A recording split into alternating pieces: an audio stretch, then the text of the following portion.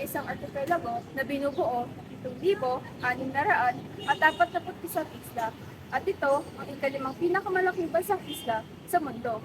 Sa mga lawa at karagatan, sa mga bundok at bukidin, at sa mga lupang kinatatayuan ng ating kasaysayan, ang Pilipinas, ating bayang sinilangan, ay tunay na mayaman sa aking nitong ganda at sa mayabong nitong kasaysayan. Mahalaga ang pangangalaga at pagmamahal natin sa mga yamang ito dahil ang mga ito ay nagpapakita ng pagkakakilanlan nating mga Pilipino bilang mamamayan ng isang bansa at upang maihandog din natin ito sa susunod pang henerasyon.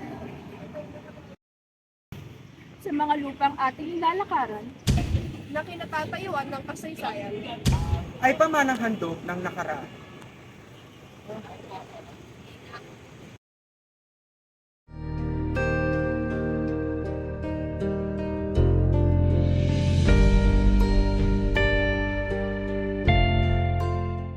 ang pangalang Intramuros ay nangangahulugang inside the wall o loob ng mga pader sa wikang Tagalog. Sa loob ng 4 na siglo, ito ay naging sentro ng pananakop ng mga Kastila. Ito ay unang tinayo bilang tirahan ng mga opisyal ng mga Kastila at mga pamilya nito.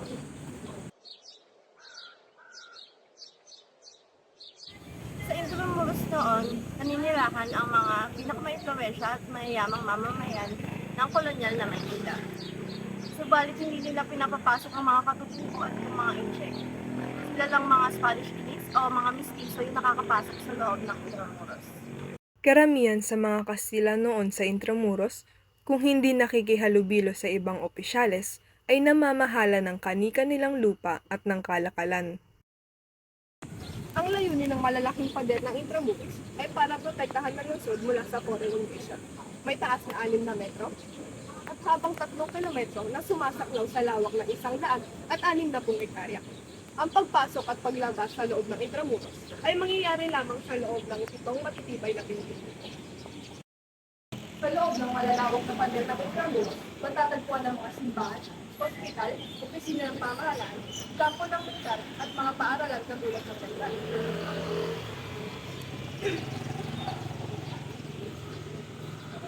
At mga bahay ng mga Spanish elites na matatagpuan sa 51 bloke ng lungsod.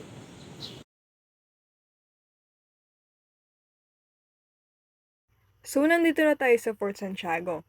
Ang Fort Santiago ay tinatag noong 1571. Ito ay isang kuta na itinayo ng Espanyol na navigator at gobernador na si Miguel Lopez de Legazpi para sa bagong itinatag na lungsod ng Maynila sa Pilipinas. Ito ay isang pambansang monumento at pambansang dambana na kilala bilang Dambana ng Kalayaan. So nandito na tayo sa San Agustin Church. Ang San Agustin Church ang tanging gusali na natira ng buo matapos ang pagkasira ng Intramuros noong ikalawang limpang daigdig. Tinayo ito mula noong 1587 hanggang 1606. Ito ang pinakamatandang simbahan sa Pilipinas.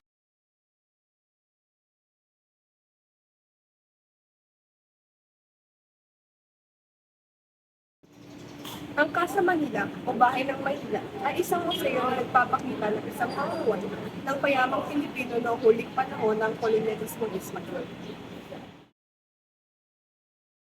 While we approached our objective, our artillery and tracked vehicles gave us direct fire support.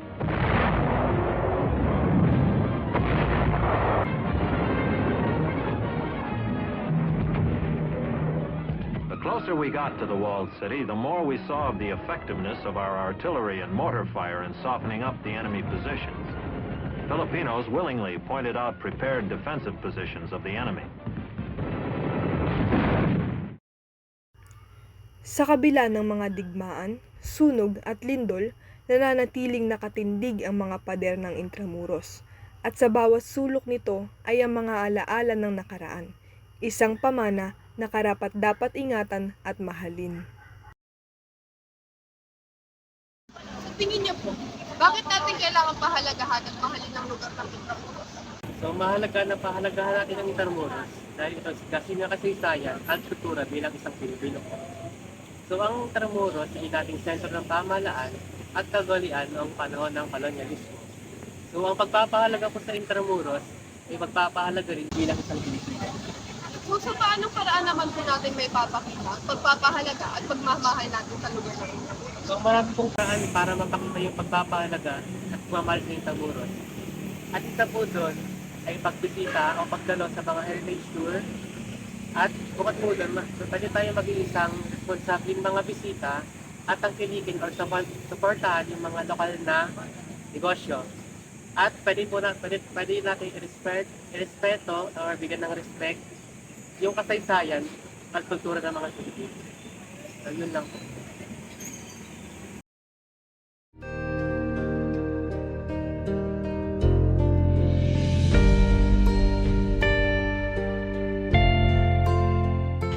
Mula pagkabata pa lamang, tanyag na ang Luneta Park o mas kilala sa tawag na Rizal Park bilang simbolo ng pag-aalsa ng ating pambansang bayan. Itinatag ang parking ito bilang bagong bayan noong panahon ng mga Kastila na ngayon ginagamit na para sa mga pagsasayaw, pagtitipon at pampublikong pagpaparangal. Yung Rizal Park kasi, hindi lang ito sumisimbolo sa pag-ibig, nationalismo nating mga Pilipino. Kasama na rin dito ang pagiging matapang at determinado nating paglaban ng ating karapatan at kalayaan para sa bansa. Ito rin ay isang lugar kung saan ginugunita natin ang mga sakripisyo ng bayani para sa ating bansa.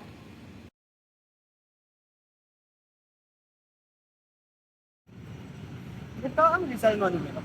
Ang monumentong ito ay pinuo ni Guillermo Tolentino, isang kilalang Filipino naman dito.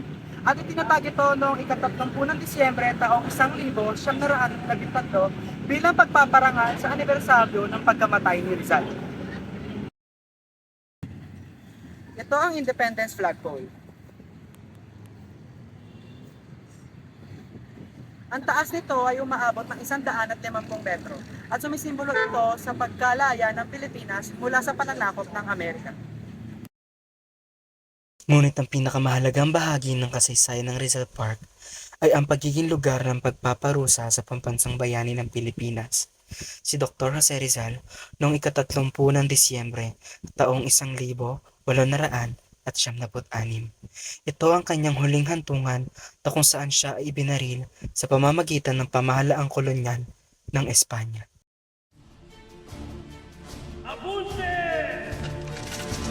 Sumatom es.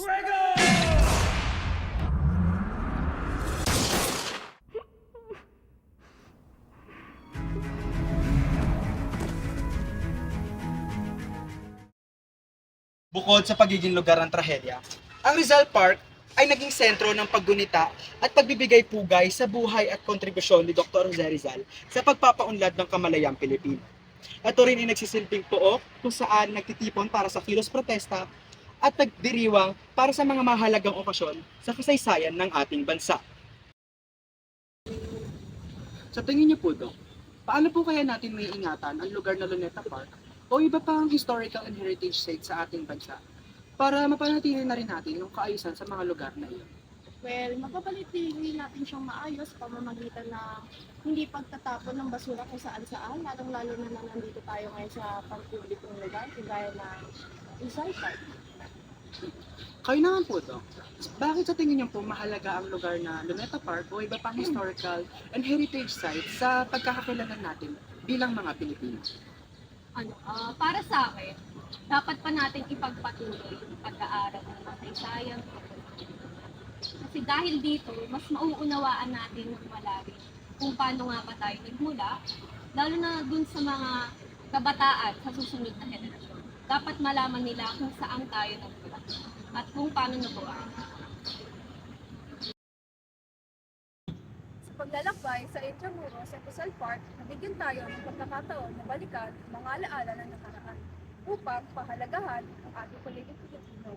Ang Intramuros na dating tanggulan ng mga Kastila at ang Rizal Park na patuloy na nagpapahayag ng kabayanihan ni Dr. Jose Rizal ay ilan sa mga lugar na kinatatayuan ng ating kasaysayan. Sa pagpapahalaga at pagmamahal natin sa mga ito, patuloy nating maiingatan ang ating pagkakakilanlan bilang mga Pilipino. Hikayatin natin ang isa't isa na bisitahin ang mga lugar na ito at suportahan ang pangangalaga at pagpepreserba.